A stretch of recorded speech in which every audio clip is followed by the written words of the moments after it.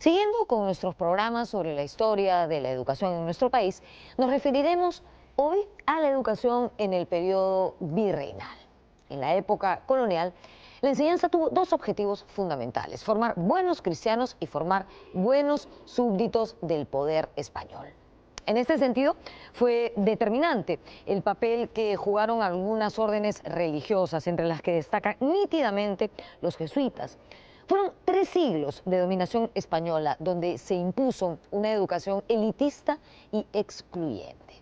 De eso vamos a hablar el día de hoy en el programa. Y hemos venido para hacerlo, o para comenzar este programa, hasta el convento de Santo Domingo, un lugar hermoso, como pueden ver, y que les digo siempre que vengan a visitar. Pero bueno, ¿por qué estamos aquí? Porque aquí funcionó por primera vez la Universidad de San Marcos. Soy Norma Martínez y esto sucedió en el Perú.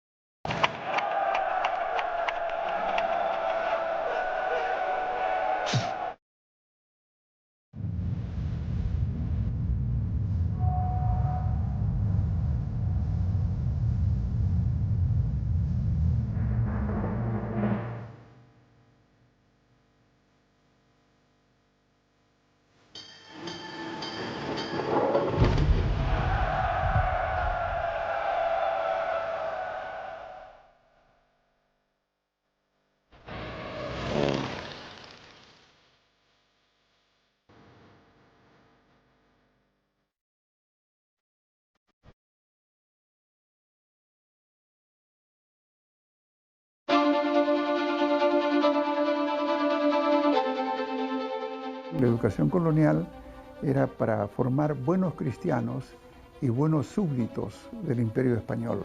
Tenía una finalidad muy bien trazada.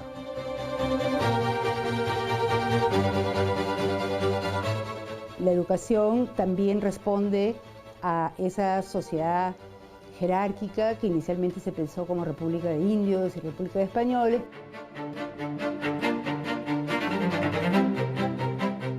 No había pues una libertad de pensamiento absoluta, no había libre pensadores, pero había un conocimiento fortísimo, ¿no? Sin lugar a dudas.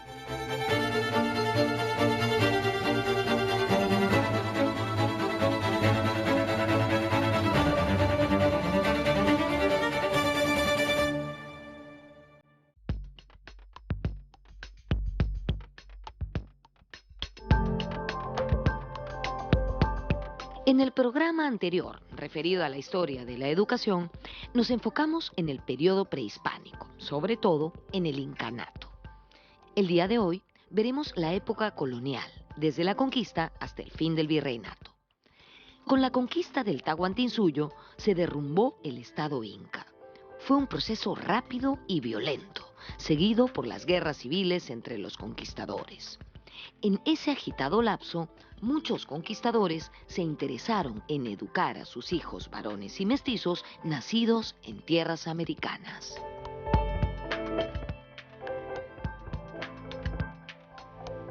Durante los primeros años de la conquista española, los conquistadores quisieron que sus hijos mestizos, nacidos con mujeres indias, recibieran una educación occidental. Para ello, contrataron, entre otros, al canónigo Juan de Cuéllar. Este señor, el canónigo Juan de Cuéllar, fue profesor del Inca Garcilaso de la Vega, que estudió en el Cusco junto a otros niños mestizos. A las esporádicas clases de gramática y de religión asistían a veces algunos niños indios que eran muy hábiles en las materias, ¿no? Aprendiendo.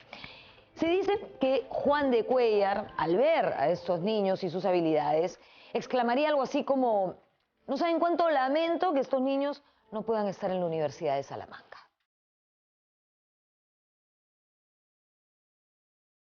Del mismo modo, los conquistadores tuvieron el afán de hispanizar a sus hijas mestizas a través de la lengua y las costumbres occidentales. La educación femenina estaba en función de el lugar que ocupabas socialmente, ¿no? Y también varía a lo largo de la época colonial, ¿no? los primeros núcleos educativos, si se pueden llamar, fueron, por ejemplo, el origen de Santa Clara, como señala Catherine Burns en el Cusco, ¿no? Donde fueron las hijas mestizas ilegítimas de los conquistadores, ¿no? Y cuál era la educación allí, era hispanizarlas, ¿no?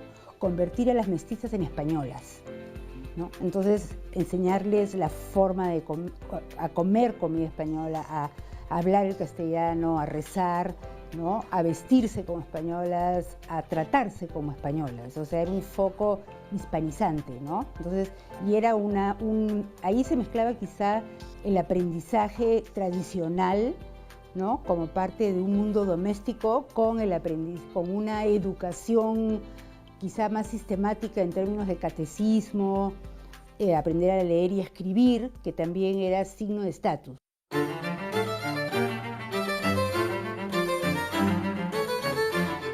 En 1542 se estableció el Virreinato del Perú.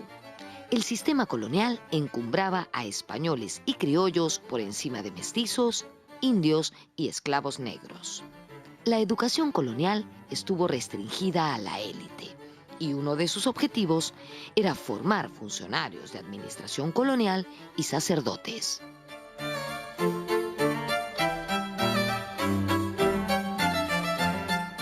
Paralelamente a la educación formal, se estableció otra vía de transmitir conocimientos en los sectores populares, de padres a hijos y a través de los gremios de artesanos. Para el historiador Pablo Macera, los talleres coloniales fueron las escuelas del pueblo.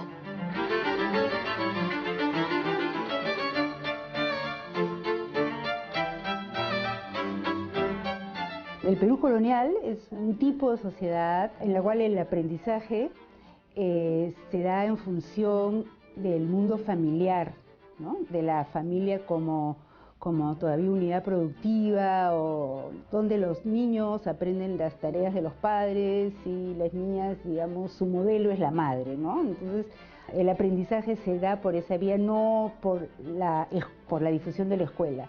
Entonces, eso no quiere decir que la escuela no funcionara, ¿no? Pero a esa organización social se agrega, pues, la jerarquía colonial, ¿no? Que, digamos, se alimenta de cuestiones étnicas, de cuestiones de género, de cultura, de nivel de ingresos, etcétera, ¿no? Un conjunto de criterios organiza a la gente de manera jerarquizada.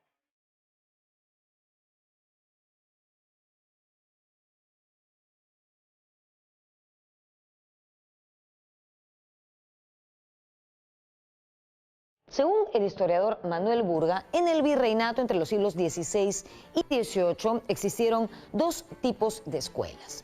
Una escuela de obediencia de carácter occidental, donde se formaban españoles, indios y mestizos, y otra de carácter indígena, que existía un tanto oculta entre la élite andina. La primera veneraba al poder español, la segunda a los incas, por supuesto.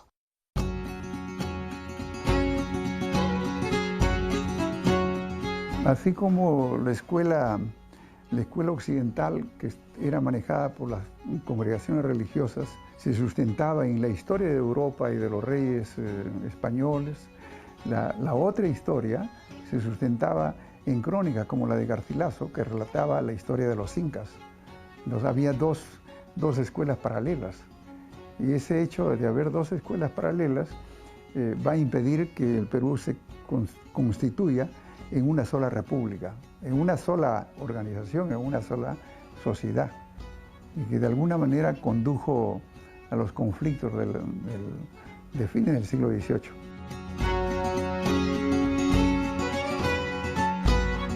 Se dice que en esta escuela indígena se formaría José Gabriel Condorcanqui Tupac Amaru II, quien encabezó la famosa rebelión de 1780. Este levantamiento produciría la colisión de ambas escuelas.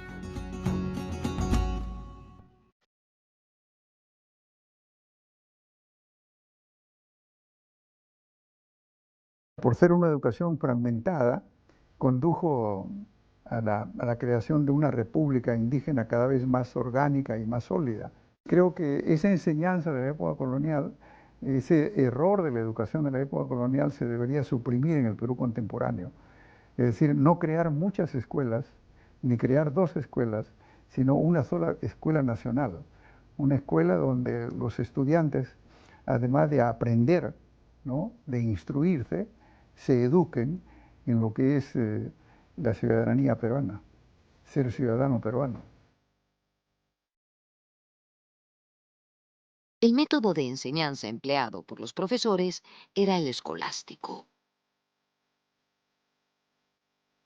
La escolástica es el método de las escuelas, es el método de empleo de la lógica en el dictado, el método de las premisas y las conclusiones. Todo dictado en latín y todo debidamente argumentado. Es algo la escolástica es muy simple y al mismo tiempo muy rigurosa.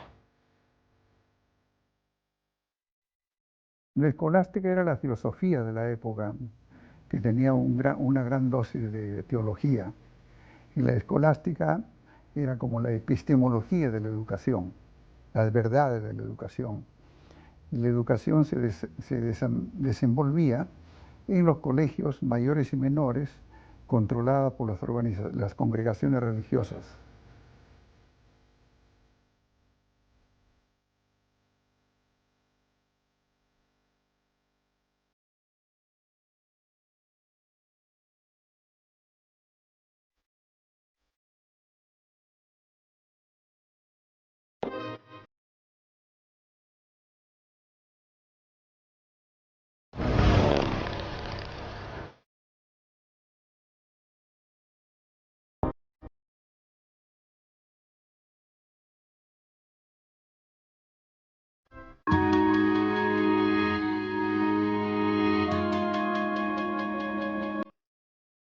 Los estudios oficiales se dividían en primeras letras, estudios menores y estudios mayores.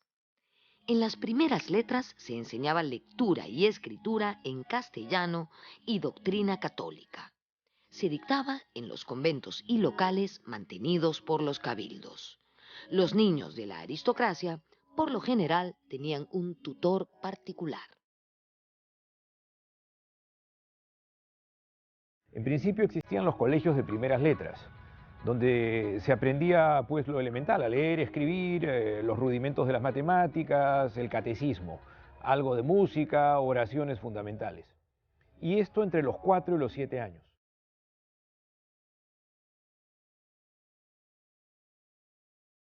Los estudios menores se terminaban entre los 12 y 14 años y se enseñaba obligatoriamente latín, gramática, retórica y dialéctica. Se usaba el libro Gramática de Antonio Nebrija. Se leían además clásicos como Virgilio y Cicerón. Los estudios menores podían ser equivalentes al final de nuestra primaria y toda la secundaria contemporánea. ¿Qué se cursaba en los estudios menores? Pues humanidades, también matemáticas, pero sobre todo mucho latín. Se estudiaba latín. ¿Por qué? Porque apuntaba a los estudios superiores, y los estudios superiores eran dictados en latín. Los estudios menores se ofrecían por regla general en los conventos, ¿no?, de las órdenes tradicionales, ¿no?, de los dominicos, los mercedarios, los agustinos, los franciscanos, incluso de los betlemitas.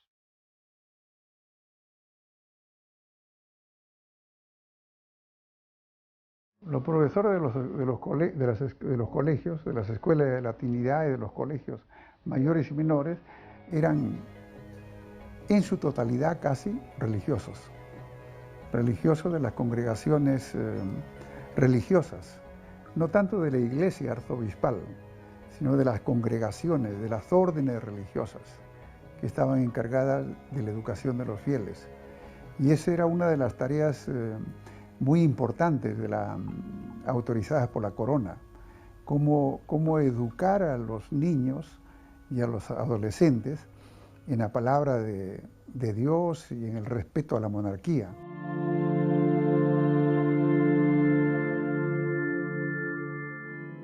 Y lo que ellos pretendían era una unión de lo que es la corona y el poder representado por el Papa, ¿no? Entonces, a la vez ellos fungían de evangelizadores y educadores para criar y educar personas que sean en un futuro buenos administradores del Estado virreinal o en su defecto parte de la Iglesia y contribuyeran con esta evangelización que desde la corona española hacia la periferia. Entre las órdenes religiosas responsables de impartir conocimientos, destacaba nítidamente la Compañía de Jesús. Y dentro de las congregaciones religiosas, la que tuvo más importancia fue la Compañía de Jesús. La Compañía de Jesús, inspirada por lo que hacían en Europa y por lo que hacían en Italia en particular. En Italia tenían el Colegio Romano, y en las puertas del Colegio Romano tenían una escritura que decía: se enseña latín, gramática y humanidades, gratis. Y eso era, digamos, una expresión principista de la educación jesuita. La educación jesuita estaba financiada por benefactores, por criollos o mestizos o españoles que financiaban educación.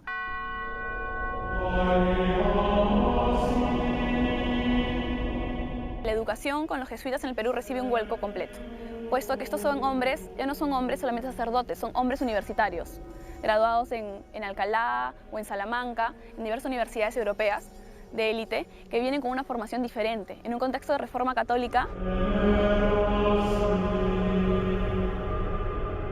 Se sabe que los jesuitas eran muy aficionados al teatro y a enseñar a través del teatro, ¿sí? Entonces todo el día del educando estaba dividido rígidamente. No tenían tiempo para ni siquiera interactuar con personas del exterior, es más, estaba prohibido que interactuasen con personas del exterior. Entonces los jesuitas asumían la educación del niño de los 12, 13 años y se encargaban de él por completo, hasta de con quienes mantenía contacto. Luego de las primeras letras y de los estudios menores, seguían los estudios mayores, es decir, la educación superior, que iba dirigida a la élite y tenía lugar en colegios y universidades. En los estudios mayores se utilizaba también el sistema escolástico, que privilegiaba el derecho y la teología.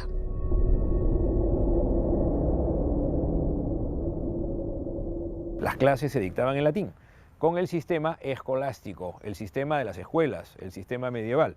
Es decir, el profesor literalmente dictaba su clase. Y la clase no era como una contemporánea en la que el profesor pues piensa en voz alta, discute con los alumnos, contrasta ideas. No, el profesor leía. Por eso el profesor también se le llamaba lector. O sea, y literalmente dictaba su clase en latín. Duraba una sola hora, ¿no? Y los últimos 15 minutos de ese periodo de clases estaban destinados a la formulación de preguntas de los alumnos, que también eran en latín, y el profesor respondía igualmente en la misma lengua. Este método parecía muy distante, pero había una importante razón para que fuese así. Porque existía el miedo a la herejía, existía el miedo al libre pensamiento. Entonces el profesor debía escribir la clase por adelantado y llevarla a un censor de la universidad para que la leyera, ¿no? Para que no se deslizasen por ahí algunas ideas erróneas en materia de fe. En los estudios mayores se dictaban por 3 años las llamadas artes, que era como se conocía a los estudios de filosofía aristotélica. Se otorgaba el grado de bachiller en letras y más adelante los de licenciado y doctor en teología, leyes y cánones. El que estudiaba leyes, estudiaba cánones. De tal forma que cuando terminaba los estudios, optaba el título de licenciado en leyes o licenciado en cánones, o licenciado en ambos derechos, en derecho civil, que es el derecho romano, y en derecho canónico, que es el derecho eclesiástico. Y posteriormente podía ir a la Universidad de San Marcos a pedir el doctorado en leyes o el doctorado en cánones o el doctorado en ambos derechos, que se llama en latín doctor in utroque iure. El que obtenía el título de bachiller o licenciado en leyes o cánones en un colegio mayor podía ir a la Universidad de San Marcos para obtener el grado de doctor. La condición de abogado se obtenía ante la Real Audiencia de Lima, que era el Tribunal Máximo de Justicia, que tomaba un examen de suficiencia para la litigación. O sea, se podía hacer bachiller en cánones y abogado ante la Real Audiencia de Lima, o bachiller en leyes y abogado por la Real Audiencia de Lima. Las tesis, todo de bachillerato, de licenciatura y de doctorado eran escritas en latín. Incluso también para contratar a un profesor, digamos, universitario, tenía que demostrar que sabía hablar y escribir bien en latín. Esa era la lengua de la universidad. A nivel superior, el conocimiento de latín era un requisito indispensable. Con el latín podías ingresar a la universidad, entender las clases y leer todo tipo de libros. Quien no pasaba esa prueba de latinidad no podía tomar la cátedra de filosofía y por lo tanto no podía estudiar. Entonces era un requisito indispensable para el estudio universitario. Y es que yo veo que tiene un rol divisivo en la sociedad, porque solamente el ingreso a la universidad, el ingreso al latín en sí, a la lengua, estaba restringido a un solo grupo, que generalmente era descendientes legítimos de español, ¿verdad? Gente que pudiera también financiar los estudios, que no eran baratos, era bastante caro estudiar. La lengua culta era la lengua de la élite, del grupo extranjero en el país, en la cual se comunicaban en los colegios mayores y en la universidad. La sustentación de la tesis en la universidad era en latín, lo cual era una forma de extrañamiento de la realidad, ¿no? En un país que hablaba mal el castellano, que tenía muchas lenguas originarias, sustentar una tesis en latín en la Universidad de San Marcos retrataba muy bien la misión educativa de la universidad y la misión educativa de los colegios y de las escuelas. Hubo 3 tipos de colegios en el virreinato: los de las órdenes religiosas, los colegios mayores y los colegios para curacas. Los primeros formaban sacerdotes. En ellos se estudiaba latín, artes y teología. Uno de esos centros de enseñanza era el Colegio San Pablo de los jesuitas.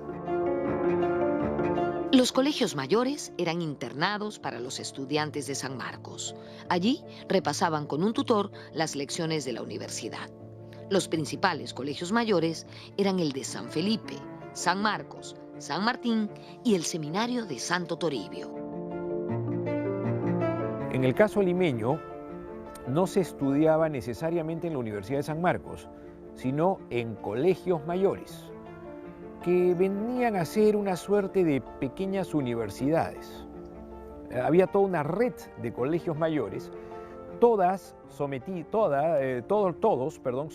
a la Universidad Mayor y Pontificia, o la Universidad Mayor Real y Pontificia de San Marcos. Se llaman colegios mayores porque brindan conocimientos en las altas humanidades, como el derecho, la teología, la filosofía y, por ejemplo, también la gramática. A este nivel académico por eso se le denomina máximo o mayor.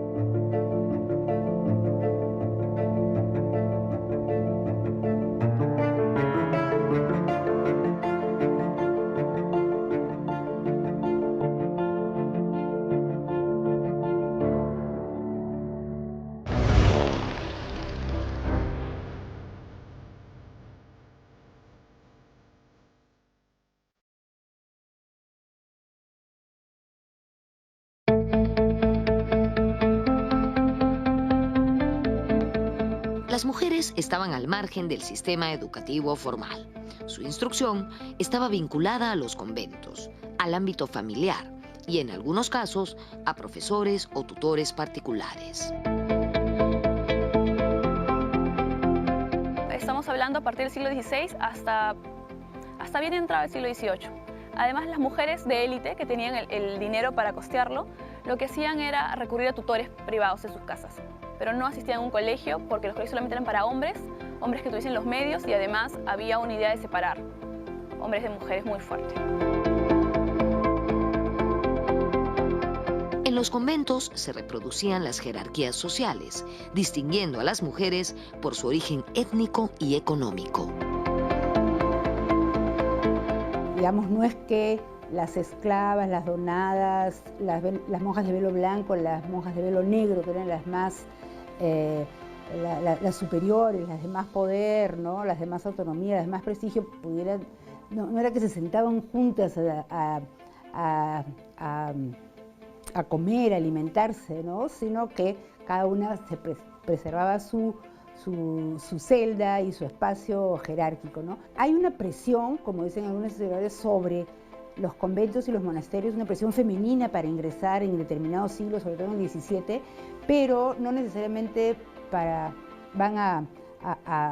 entran para aprender, ¿no? Sino como están adentro para proteger su estatus, que estaba en peligro cuando se quedan afuera, allí escriben, leen y tienen acceso, digamos, a la ciudad letrada, ¿no? La cultura letrada.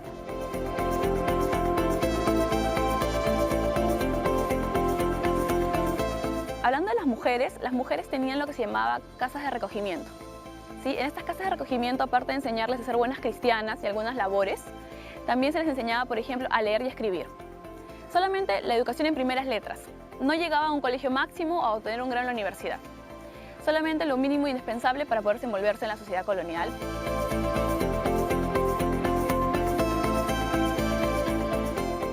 En el siglo XVII existió en Lima un colegio para niñas expósitas.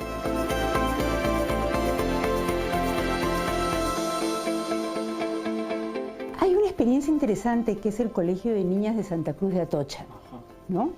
El Colegio de Niñas de Santa Cruz de Atocha funciona en Lima a inicios del siglo XVII, me parece, y empieza a reunir a mujeres a expósitas, es decir, a niñas y jóvenes de cuyos padres no se tenían noticias, entonces parecían como huérfanas, ¿no? Pero también podrían ser, por ejemplo, ilegítimas, que habían crecido, que habían sido abandonadas, ¿no? Expósitas es una noción como de que no tiene padres conocidos, pero la niña expósita tenía cierto estatus, ¿no? Porque había sido aceptada en alguna casa de relativa importancia, o en algún convento, o en las puertas de una iglesia, etcétera, para, digamos, tapar o, digamos, sí, soslayar una mancha, ¿no? Que pudiera disminuir su estatus. En el siglo XVIII, con las reformas borbónicas y la Ilustración, se concreta la relación entre mujer, maternidad y educación. Desde luego, esta visión solo alcanzaba a las mujeres de la élite. Porque es una educación que empieza a perfilarse como para la maternidad, ¿no? O sea, las mujeres van a ser madres, que eso, por ejemplo, en el siglo XVI, en el siglo XVII, era una noción inexistente, ¿no? O sea, la educación en el siglo XVIII, que en el Perú y en los distintos virreinatos se expresa de distinta manera, pero que en el Perú empieza a asomarse esta asociación entre maternidad y mujer. Entonces, para hacer de una mujer una madre, ¿no? Como noción, ¿no? O sea, la mujer debe ser madre, necesita ser educada. El tercer tipo de colegio era el de caciques o curacas. Los españoles establecieron colegios de caciques en varias ciudades de América del Sur, siendo los más importantes el Colegio del Príncipe de Lima y el de San Francisco de Borja en el Cusco, ambos dirigidos por jesuitas. Los colegios de caciques generalmente se encargaban de enseñar a los hijos de caciques, como bien dice el nombre, pero los preparaban más que nada para una labor administrativa para la colonia, en beneficio de la colonia, de los reyes más adelante, ¿verdad? Entonces, no necesariamente se les enseñaba latín lo más rústico, tal vez lo más básico, pero no había un interés de que tuvieran ellos la misma instrucción como, por ejemplo, los hijos legítimos de españoles que iban a la universidad y cursaban clases en latín. La nobleza indígena también fue educada a la manera occidental para que sirviera de intermediaria entre el aparato colonial y la población nativa. El objetivo de esto era que curacas y caciques desempeñaran acertadamente labores como el cobro de impuestos, por ejemplo. Para ello, les enseñaron, entre otras cosas, oratoria, aritmética, literatura, latín y costumbres y buenos modales europeos.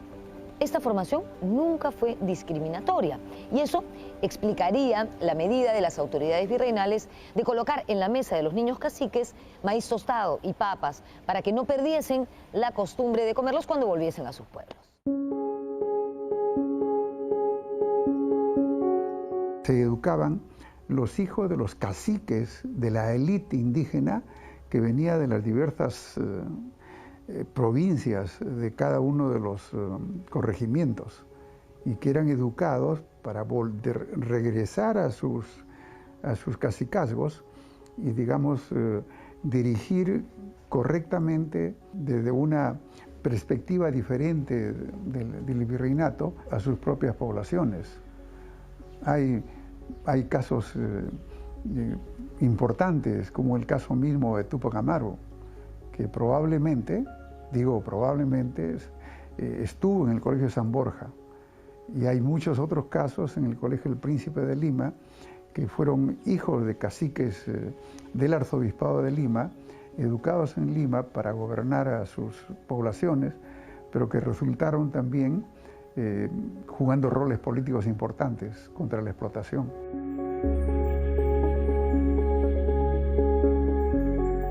Si bien la educación formal en época colonial replicaba la discriminación y los prejuicios del Estado virreinal, existieron también algunos casos aislados.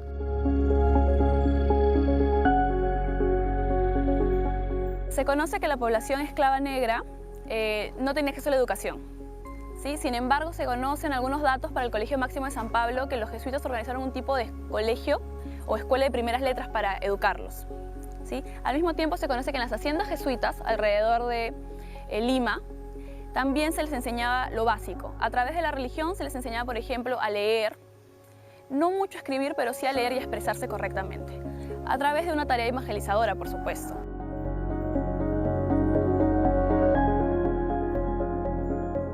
En 1748 empezó a funcionar la Escuela de San Sebastián, en Paucartambo, Cusco. Su fundador fue el corregidor español nacido en Sevilla, Sebastián Márquez. Esta escuela tuvo varios años de exitoso funcionamiento, a pesar de ser bastante sui generis. ¿Por qué digo sui generis? Porque era una escuela que aceptaba niños y niñas, y esta apertura se debía a la formación ilustrada del corregidor, de su fundador. Además, no discriminaba entre españoles, indios, mestizos y criollos, es decir, todos podían acceder a la escuela. Suena súper bien, ¿no? Sin embargo, no todo era perfecto. ¿Por qué? Porque los asientos de adelante estaban reservados para los niños de piel blanca, de buen parecer, mientras que en los asientos de atrás se sentaban los indios. ¿Para qué? Para preservar el buen orden y el buen crédito de la escuela. Imagínense.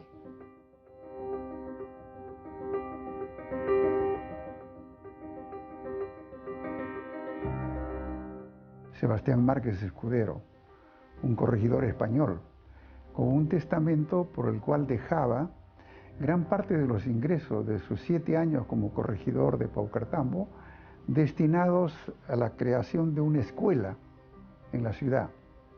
Una escuela para beneplácito y para agradar al rey Fernando VI. Es decir, es una voluntad expresa de alguien que era emblemáticamente un colonizador y emblemáticamente las peores personas entre los colonizadores, que desprendidamente y como cosa muy particular crea una escuela, funda una escuela para educar a la población.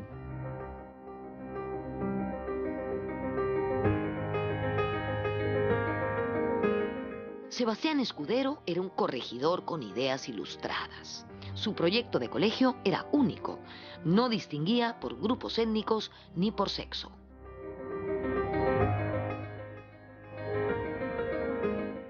Pero esa escuela no solamente es importante por la fecha y por el origen de los fondos que provienen de las tributaciones indígenas, era una devolución a los indígenas, sino por la intención del fundador de reunir en una escuela en la ciudad a los diversos grupos sociales, españoles, mestizos, criollos, indígenas, del común o de la nobleza. Era una avanzada educativa para la época.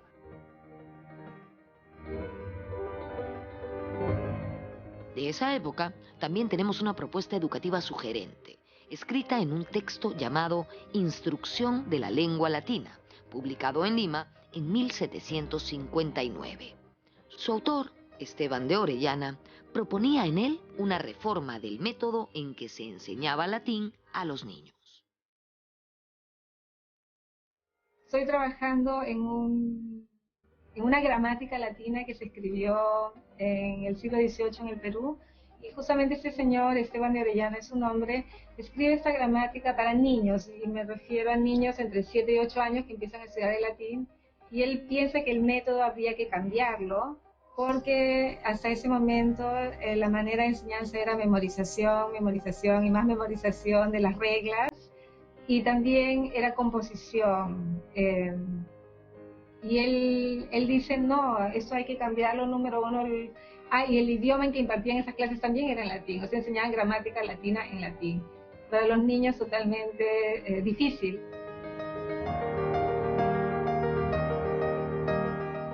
Orellana proponía enseñar a los niños en castellano en vez de en latín. Asimismo, planteaba usar las rimas para transmitir conocimientos y no recurrir al castigo físico.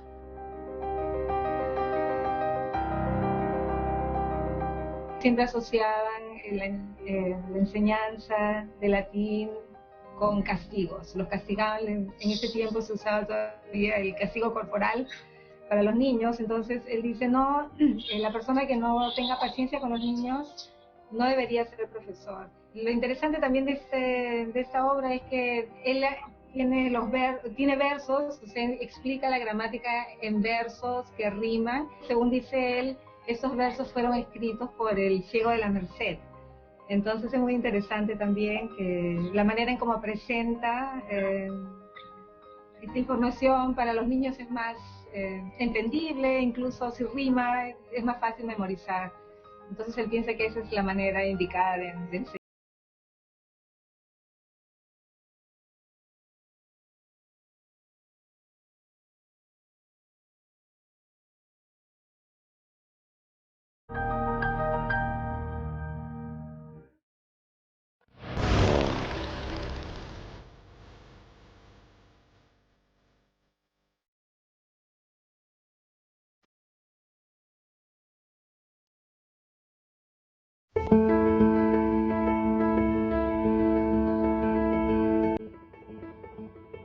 El centro de enseñanza superior en el virreinato era la Universidad de San Marcos, que empezó a funcionar en el convento de Santo Domingo y era llamada Real y Pontificia Universidad Mayor de San Marcos, la más antigua de Sudamérica.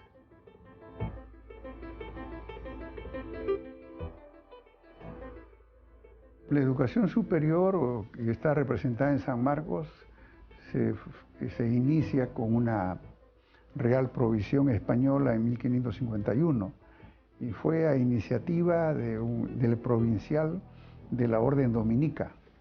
El provincial dominico fue a España, fue a Valladolid, pidió la autorización de crear un estudio general, le autorizaron y empieza la historia de San Marcos.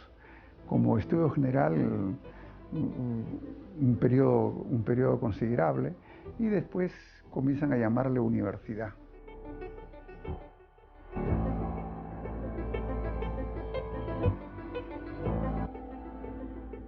Para que estudiasen los criollos, la metrópoli española permitió que se instalaran universidades en sus colonias siguiendo el modelo europeo. En el Virreinato del Perú se fundaron 3 universidades, entre ellas la Universidad de San Marcos en 1551, gestionada por los dominicos y los vecinos de Lima. San Marcos, como todas las instituciones coloniales, comienza de una manera muy precaria, sin tener muchos locales, sin tener mucho apoyo. Y en realidad lo que buscaba la universidad era formar sacerdotes, especialistas en teología, formar abogados, formar los primeros profesionales que necesitaba el orden colonial, la monarquía española y el virreinato en particular, que eran abogados y clérigos para el funcionamiento de la iglesia y para el funcionamiento de las audiencias o del sistema administrativo colonial.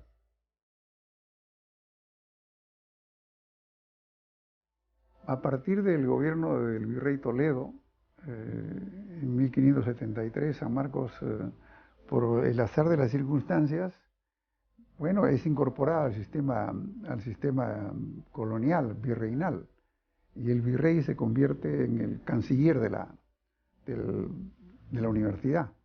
Y la universidad adopta un nombre, ¿no?, con uno de los evangelistas que en un sorteo sacan la balota de San Marcos y comienza a llamarse San Marcos, que era uno de los evangelistas importantes.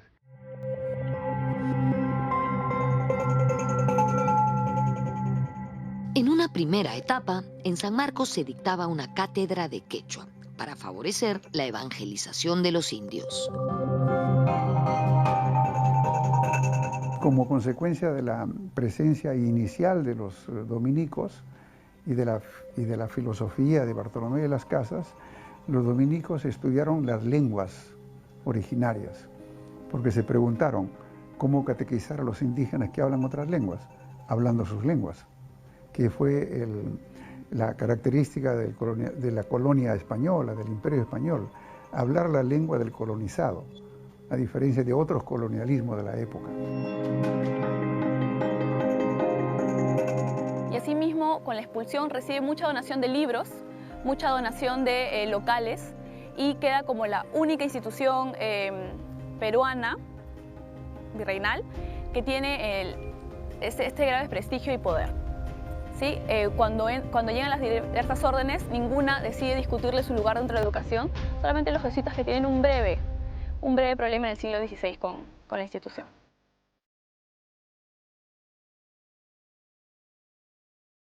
En el siglo XVIII, los estudios de San Marcos eran Derecho, Artes, Filosofía y Teología.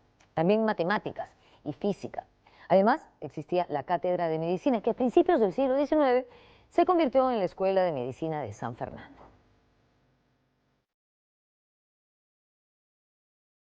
Con la expulsión de los jesuitas en 1767, el Estado se hizo cargo de sus colegios.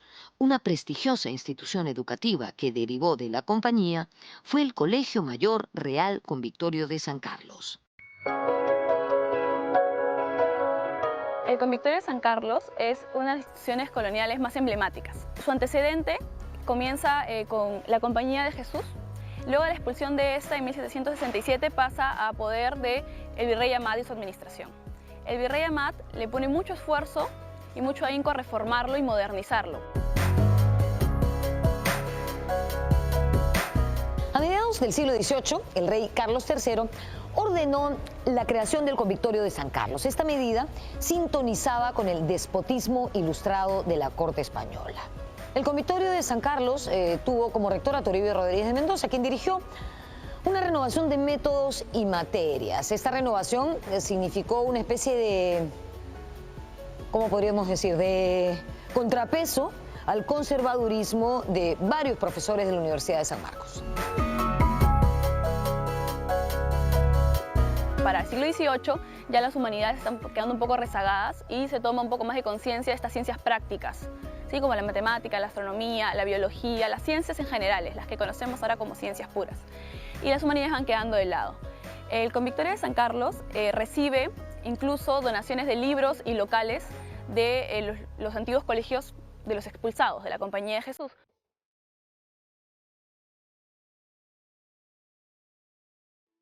A mediados del siglo XVIII, arribaron a América las ideas de la Ilustración. Eran tiempos de viajes, de exploración e interés por las ciencias naturales. Influenciada por estas ideas, surgió en San Carlos una generación de intelectuales que llenaron el vacío dejado por los jesuitas. También se comienzan a institucionalizar nuevas profesiones y se necesitan personas que no solamente sean académicos o novicios o misioneros que vayan a las zonas importantes, sino que se requiere mucho más profesiones liberales, abogados, matemáticos, científicos en general. Entonces, con los Borbones hay una afición por las expediciones científicas y por descubrir lo que había en territorios coloniales. Entonces se concentra uno más en, por ejemplo, la matemática, la clasificación taxonómica y ese tipo de materias nuevas. Varios de los alumnos de Toribio Rodríguez de Mendoza se sumarían a la causa de la independencia americana y se convertirían, para orgullo de su maestro, en los primeros congresistas del Perú republicano en 1823.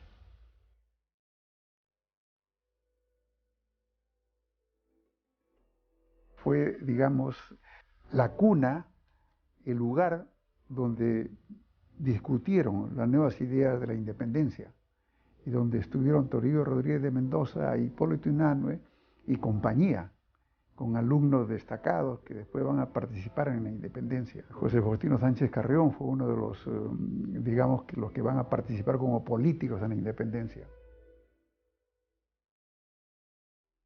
Otra figura importante de la intelectualidad criolla ilustrada fue el abogado limeño José Baquíjano y Carrillo, fundador de la Sociedad Amantes del País, considerado uno de los principales precursores de la independencia.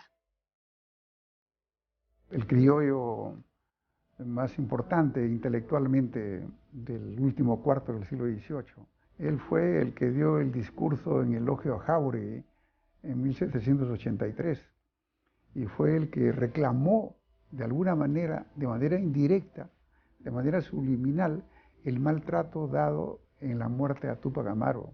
Y fue ese discurso pronunciado por él con espíritu moderno, ¿no?, con el espíritu de la ilustración, de las nuevas ideas, de la nueva racionalidad, del espíritu laico, lo que le va a impedir ser rector de una universidad como San Marcos, que estaba dominada por la escolástica y por el espíritu escolástico.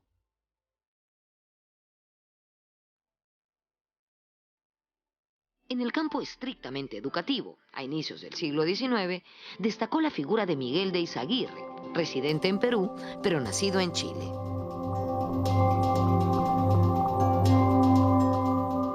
Miguel de Izaguirre fue uno de los criollos defensores de indígenas en el Perú, que en 1808-9 escribió un documento para promover una educación del indígena.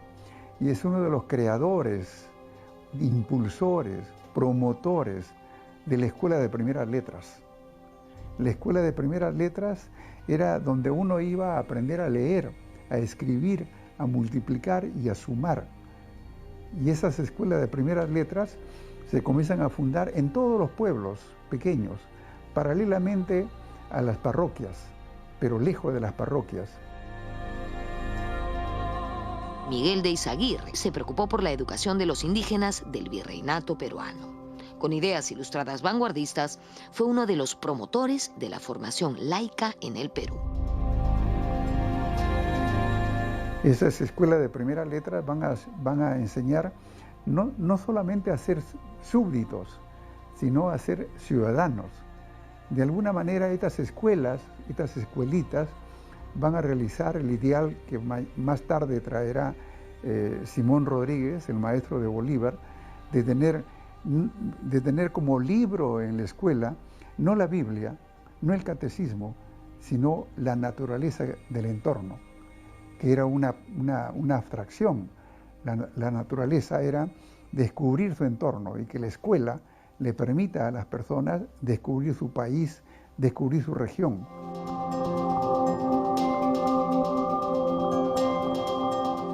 En líneas generales, este fue el panorama de la educación colonial en el virreinato peruano a puertas de la independencia política de España.